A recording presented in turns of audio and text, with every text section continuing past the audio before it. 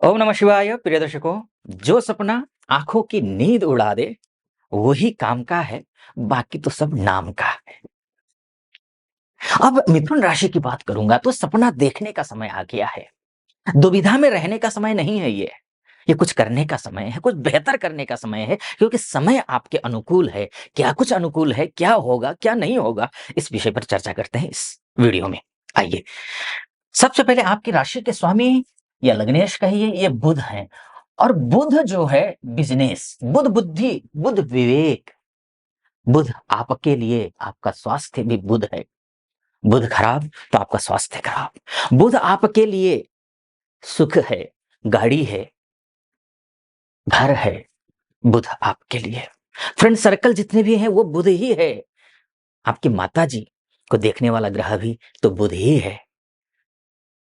और जब बुध बिजनेस करने वालों की कुंडली में अच्छी स्थिति में हो तो शिखर पर है बिजनेस करने वाले। अगर जिसका खराब है वो हर दूसरे महीने, दूसरे साल, 1.5 साल, 2 साल, 3 साल में शटर डाउन करके फिर दूसरा खोलते हैं, उसको भी शटर डाउन करते हैं, फिर तीसरा खोलते हैं। मतलब सेटलमेंट हो ही नहीं पाता है। तो ये बुध की क्या स्थिति रहने वाली है, आइए इसको समझते हैं। 4 जनवरी 2025 को बुध आ जाएंगे, केंद्रस्थ हो जाएंगे। इसका मतलब ये है आपका बिजनेस अच्छा चलेगा। इसका मतलब ये है कि आपका दाम्पत्य जीवन ठीक होगा। इसका मतलब ये है कि पार्टनर के साथ में अगर कहीं कोई गड़बड़ी चल रही हो तो वो गड़बड़ी खत्म हो जाएगी, रिश्तों में मिठास आएगा। आपका स्वास्थ्य अच्छा होगा, आप सोचेंगे अच्छा। आप अगर लॉयर हैं, बैंकिंग सेक्टर में हैं, शिक्षक हैं, शिक्षिका हैं, ऑनलाइन पढ़ाती हैं, पढ़ाते हैं या ऑफलाइन पढ़ाते हैं, कोचिंग क्लासेस लेते हैं, स्कूल में हैं, कॉलेज में हैं, विश्वविद्यालय में हैं, या फिर अन्य किसी भी शैक्षिक क्षेत्रों में हों, आपके लिए ये समय शुभ है। बिजनेस करते हो, कोई सा भी बिजनेस करते हो, खासकर कपड़ों से रिलेटेड काम, खासकर अनाज से रिलेटेड काम, इंपोर्ट एक्सपोर्ट के काम, ऑनलाइन बिजनेस, इन क्षेत्रों में अगर आप मीडिया में हो, आप लेखक हो, लेखिका हो, आपके लिए बहुत अच्छा है ये समय। 24 जनवरी तक ये यहीं रहेंगे। शानदार स्थिति में बुधादित्य नामक राजयोग भी बनाएंगे यहाँ बैठ करके 14 तारीख तक, यानी कि 10 दिन के लिए बुधादित्य नामक राजयोग बनेगा, 4 तारीख से लेकर 14 तारीख तक। 14 तारीख को फिर सूर्य यहाँ चले जाएंगे। यहाँ सूर्य का जाना शुभ नहीं है।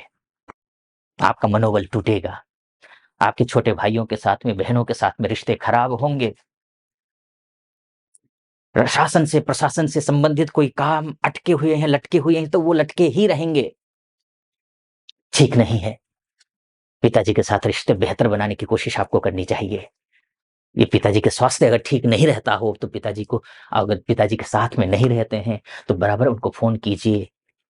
पिताजी दवाई ले रहे हैं, नहीं ले रहे हैं, कैसी है तबीयत, इस बारे में भी जानकारी लीजिए। और खुद के कॉन्फिडेंस लेवल को हाई रखिए। ये सेक्टर ठीक नहीं है आपके लिए। सुबह जल्दी उठिए, सूर्य को जल दीजिए, ये आपको करना है। तो ये पूरा जनवरी 14 तारीख से ये एक्टिव होंगे, यहाँ आएंगे। ये ठीक नहीं है। बस आपको जनवरी का महीना, फरवरी का महीना बहुत उपयुक्त है, बहुत ही। यहाँ से महाकुंभ भी शुरू हो रहा है। गंगा स्नान करिए, खूब पूजा पाठ करिए, अपने से बड़े के साथ में संपर्क में रहिए। अगर कोई कुछ कहता भी है उसको दिल पे मत लीजिए। आगे बढ़ते हैं, आगे बढ़ो। अन्य ग्रह हैं, शुक्र है, शुक्र की क्या हाल है ये बताऊंगा मैं आपको। फिर राहु है, शनि है, सभी ग्रह क्या क्या स्थिति में है, क्या क्या फल देंगे ये बताऊंगा। उससे पहले एक निवेदन करना चाहूंगा, अगर आप यहां तक पहुंचे हैं और सटीक लग रहा हो मेरा विश्लेषण, तो चैनल को सब्सक्राइब, वीडियो को लाइक और कमेंट बॉक्स में जाकर के महादेव का भक्त हूं, कृपा आप पर भी बनी रहे, ऐसी मेरी कामना। हर हर महादेव 5 बार, 11 बार, 21 बार, जो भी श्रद्धा बने आप लिख दीजिएगा। चलिए आइए फिर से विषय पर आता हूं। और आप वार्षिक राशिफल 2025 कैसा रहने वाला है मिथुन राशि के लिए ये जानना चाहते हैं तो नीचे डिस्क्रिप्शन में उसका लिंक है। मिथुन राशि वार्षिक राशिफल 2025, उसको क्लिक कीजिए और देख लीजिए, ऑथेंटिक बनाया हुआ है, आपको आनंद आएगा। चलिए आइए शुक्र के हालात को देख लेते हैं। शुक्र क्या स्थिति में है। शुक्र भाग्य स्थान में है और ये 28 जनवरी तक ही इसी भाव में रहेंगे। तो क्या फल मिलेगा आपको। शुक्र मतलब वैभव होता है, शुक्र का मतलब होता है वैभव, धन धान्य से परिपूर्ण करने वाला कोई ग्रह है तो वो शुक्र है। शुक्र आपके लिए विदेश कारक ग्रह भी बनता है। तो यहाँ आकर के विदेश हाउस का स्वामी, अगर आप विदेश में रहते हो या रहती हो, तो अगर कहीं कोई संघर्ष कर रहे हैं आप, तो आपके लिए शुभ है, अच्छा है।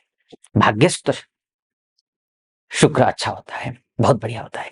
लेकिन ध्यान रखिएगा, मिथुन राशि वालों के लिए शास्त्र का दूसरा एक मत है, वो मत ये है कि त्रिकेश अगर जिस भाव में जाकर के बैठता है, उस भाव को डैमेज करता है। तो इसका मतलब ये है कि स्वदेश में रहने वाले जो हमारी माताएं बहनें हैं, भाई बंधु हैं, उन सभी के लिए शुक्र की उपासना करनी पड़ेगी। नुकसान नहीं हो रहा है, लेकिन शुक्र की उपासना कर लेंगे तो जो थोड़े बहुत भी शंका आशंकाएं हैं न होने को लेकर के, तो वो भी खत्म हो जाएंगी। तो करना कैसे है? माँ भगवती की उपासना करनी है।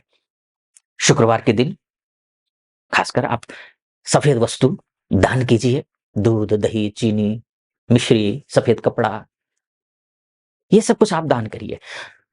कन्या पूजा करिए। छोटी जो बच्चियां होती हैं, 5-7 साल, 8 साल, 9 साल तक की, ऐसी बच्ची को टीका लगा करके, उनको अक्षत माथे पर रख करके कुछ सफेद वस्तु गिफ्ट कीजिए, कॉपियां गिफ्ट कीजिए, बुक्स गिफ्ट कीजिए, कुछ कपड़े दीजिए। इस तरीके से आप कन्या पूजा करिए। तो क्या होगा कि आप ये काम विदेश में रहने वाले हो, स्वदेश में रहने वाले हो, सभी कर सकते हैं ये उपाय। तो ऐसा करने से जो धन धान्य से परिपूर्ण करवाने वाला जो योग बन रहा है, जो भाग्य स्थान में बैठ करके भाग्य को मजबूत कर रहा है, तो वो मजबूत होगा। तो भाग्यम फलति सर्वत्र च विद्या न च पौरुषम। भाग्य अगर अच्छा हो तो फिर चाहिए क्या? तो ये स्थिति है, ठीक, राहु की। लेकिन हाँ, आपके लिए ये पर्सनल लाइफ को देखें तो बहुत अच्छा है। अगर आप किसी से प्यार करते हैं, करती हैं, तो उस स्थिति में अगर रिश्ते अगर खराब चल रहे हों, तो रिश्तों में मधुरता आएगी, बात बनेगी, अच्छी रहेगी। विद्यार्थियों के लिए भी अच्छा है, निश्चिंत रहें, विद्यार्थियों के लिए बहुत अच्छा है। संतान सुख है, संतान दूर गई हुई है, संघर्ष कर रही है, तो कोई शुभ समाचार मिलेगा संतान की तरफ से, राहत मिलेगी संतान को, ये भी है। हाँ, अगर आप माता-पिता बनने वाले हैं, तब भी खुशखबरी है, बढ़िया रहेगा। लेकिन ध्यान रखिएगा, थोड़ा शुक्र की कन्या पूजा इत्यादि करनी है। मंगल की भी बात करना चाहूंगा। मंगल वापस यहाँ आ जाएंगे, यानी कि आपकी ही राशि में आएंगे। मंगल का आपकी ही राशि में आना शुभ है, अच्छा है। अभी तक 21 तारीख तक मंगल नीच के रहेंगे, और सेकंड हाउस में नीच के हैं, तो पैतृक संपत्ति को लेकर के वाद विवाद बढ़ सकता है 21 जनवरी तक। वाद विवाद मत बढ़ाइए। कहीं कोर्ट कचहरी के मामले फंसे हुए हैं, तो कोर्ट कचहरी के मामले को लेकर के आप सतर्क रहिए, सावधान रहिए। ऐसा कोई कार्य मत करना जो समाज, परिवार, देश के खिलाफ हो। ऐसा कोई कार्य मत, क्योंकि अगर आप वैसे तो आप नहीं करेंगे, लेकिन होगा क्या कि जो नहीं करेंगे ना, तब भी ऐसे करने वाले लोगों के संपर्क में रहेंगे, जिनका आचरण ठीक नहीं है, तो करेंगे वो, भुगतेंगे आप, दिक्कत ही हो जाएगी। तो इसलिए हनुमान चालीसा का भी पाठ आपको करना है। लेकिन 21 जनवरी के बाद कोई समस्या नहीं है, सब कुछ ठीक है। आप ही के राशि में मंगल आ जाएंगे। घर खरीदने के प्लान कर रहे हैं, गाड़ी खरीदने के प्लान कर रहे हैं, या फिर प्रॉपर्टी खरीदने के प्लान कर रहे हैं, फ्रेंड सर्कल के साथ रिश्ते बेहतर बनाने की कोशिश कर रहे हैं, इन सभी क्षेत्रों में आपको अच्छी सफलता मिलेगी। भाइयों के साथ रिश्ते अच्छे होते हुए दिखाई दे रहे हैं, ये भी अच्छा। लीडरशिप क्षमता आ जाएगी, क्वालिटी बढ़ जाएगी आपकी। आप अचानक से बहुत मजबूत होकर के उभरेंगे। जहां पर सूर्य कमजोर होने की वजह से आपका आत्मबल, आपका अपने आप में आप शक करने लग गए थे, शक करने लग जाएंगे। वहीं पर मंगल अच्छा होने से महीने का जो अंत है, वो आपको वाकई में चौंका कर रख देगा कि इतना शानदार होगा। मंगल अच्छा, शुक्र अच्छा, और मंगल और शुक्र के बीच में जो है नवपंचम योग, कहना ही क्या, बहुत ही बढ़िया। धन भी आएगा, पावर भी आएगा। तो ये सारी चीजें होती हुई दिखाई दे रही हैं। लेकिन ये मैंने मोटा मोटी तौर पर आपको बताने की कोशिश की है कि ये ग्रह इस राशि, इस भाव में जाता है तो ये फल देता है। तो अब ऐसी स्थिति में अगर आप, परम सत्य तो आपकी कुंडली ही है, आप अपनी कुंडली दिखाना चाहते हैं, महिला हो या पुरुष हो, देश में रहते हो या विदेश में रहते हो, तो नीचे नंबर है, उस नंबर पे कॉल कीजिए या व्हाट्सएप कीजिए, मेरी टीम से बात कीजिए, अपॉइंटमेंट ले लीजिए, और निर्धारित तिथि पर मैं स्वयं आपकी कुंडली देखूंगा। सटीक लगा हो, सब्सक्राइब, लाइक और कमेंट जरूर कर दीजिएगा। खुश रहें आप, प्रसन्न रहें आप, महादेव की कृपा आप पर बनी रहे, ऐसी मेरी कामना। अनुमति दीजिए। हर हर महादेव, ओम नमः शिवाय।